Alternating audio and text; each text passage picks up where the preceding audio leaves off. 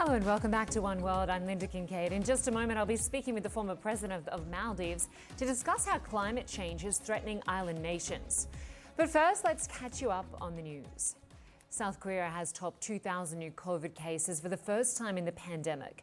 Health officials are blaming the surge on the Delta variant, summer travel and pandemic fatigue. President Moon Jae-in is urging people to follow COVID guidelines. China has reported more than 100 new COVID infections, including 83 local transmissions. Most were confirmed in Jiangsu province, where the latest outbreak first emerged. The government says it's punished dozens of officials for failing to contain the spread of the Delta variant. The Dominican Republic is bracing for Tropical Storm Fred. In the coming hours, the storm is expected to bring heavy rain and wind, which could spark flash flooding. Fred should be just north of Cuba Friday and over the Florida Keys by Saturday morning. We are on the edge of extinction. That's the outcry from the former president of the Maldives. Mohammed Nasheed is referring to people who live in the most climate vulnerable countries, like his island nation in the Indian Ocean. It's the world's lowest lying country, and global warming poses an imminent threat. The UN's Comprehensive Climate Crisis Report released Monday says that humans are unquestionably warming the planet, and the only way to cool it is to end greenhouse gas emissions. But warming has already caused some irreversible damage. The report says sea levels will continue to rise even with immediate action. Nasheed has been sounding the alarm for years, even famously holding a cabinet meeting underwater in 2009 to highlight the crisis. If that message wasn't clear, perhaps this one is. Nasheed says, quote, "We should never forget the fundamental injustice at the heart of climate emergency. Our people are dying in vulnerable countries because of the fossil fuel burning for consumption and economic growth in rich countries. We are paying with our lives for the carbon someone else emitted." Well, time for the exchange and a look at what can be done now to solve the climate problem. I spoke with the former president and current Speaker of Parliament of the Maldives, Mohammed Nasheed. He's appealing to wealthy nations to place the Earth's well-being over profit. Take a listen. Firstly, before we address the very pressing issue that is climate change, I just want to ask you how you're doing, because you were the victim of an assassination attempt in May, and you had to undergo life-saving surgery. I understand the Australian Federal Police and US experts are investigating, and some suspects are in custody. How are you doing? Well, thank you very much. Very fortunately, thank God I am alive, and I am much, much better and getting better. Most of my internal organs are good. I still have two wounds in my foot, and my fingers are numb.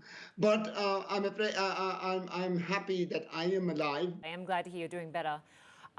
So your beautiful country, of course, is a nation of islands in the Indian Ocean, and it has one of the most delicate environments on the planet. Any change at all in sea level rise will certainly make it vulnerable, right? Yes, it would make the Maldives very vulnerable, and many other countries like the Maldives. One of the very difficult issues that we have is our debt. Many vulnerable countries are debt-ridden.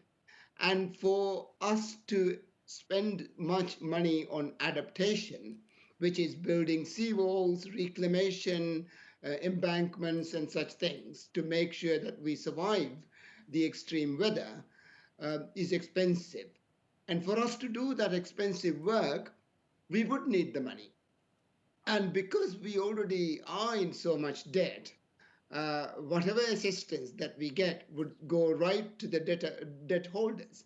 So it is, I think, very important that vulnerable countries go into debt restructuring and governing their finances as much as they can, as best as they can.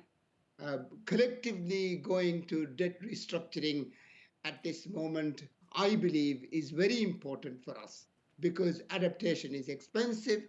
We are already spending more than 30% of our expenditure on adaptation, on desalination, on water systems, on irrigation systems, on harvesting issues, on flood defenses, on coastal erosion, sand migration, and many other natural disasters. And what the IPCC report now is saying is that it is going to happen now.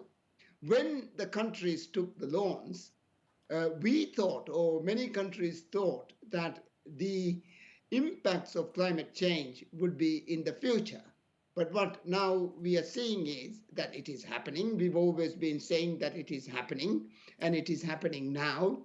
And now all the world scientists have come around and said, yes, it is happening now, and it will continue to happen. I just want to ask you about that, the latest report, which came out this week from the United Nations, which found that, I mean, they called it a code red for humanity, and they said that it's happening, global warming is happening much faster than we anticipated, and the planet is set to rise by 1.5 degrees Celsius within the next 2 decades.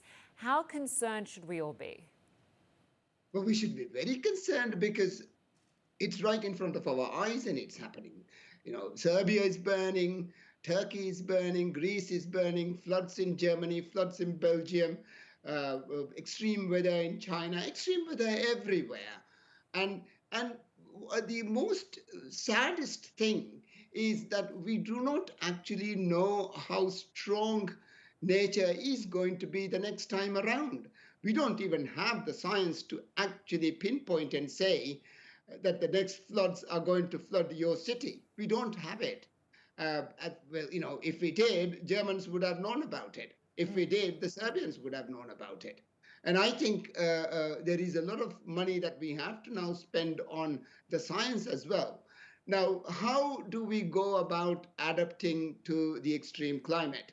Are you going to be spending the same amount of concrete, the same amount of steel, and the same amount of money on hard adaptation? I think that would be very wrong if we go with the same technology.